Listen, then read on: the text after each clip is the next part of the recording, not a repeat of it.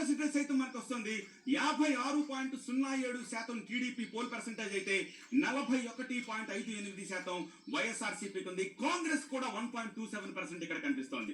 So 56 versus 41 poll percentage, which means almost 15% difference.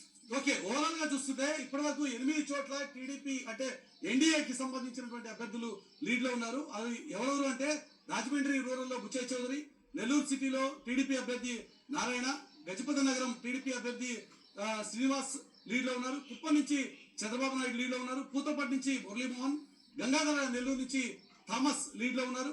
దాంతో పాటుగా MP అభ్యర్థిగా పోటీ చేస్తున్నటువంటి బీజేపీ రాష్ట్ర అధ్యక్షురాలు పురంధరేశ్వరి, అలాగే నర్సరావుపేట నుంచి టీడీపీ నుంచి పోటీ చేస్తున్నటువంటి కృష్ణదేవరాయలు, వీళ్ళిద్దరు కూడా లీడ్ లో ఉన్నారు. పవన్ కళ్యాణ్ కూడా లీడ్ లో ఉండడంతో మొత్తంగా ఓవరాల్ గా ఎన్డీఏకి సంబంధించిన నెంబర్ ఇప్పటికే 9కి టచ్ అయిన పరిస్థితి. 9 చోట్ల ఎన్డీఏ లీడ్ లో ఉన్నటువంటి సిచ్యువేషన్. ఇక వైఎస్ఆర్సీపీ ఖాతా తెరవలేదు.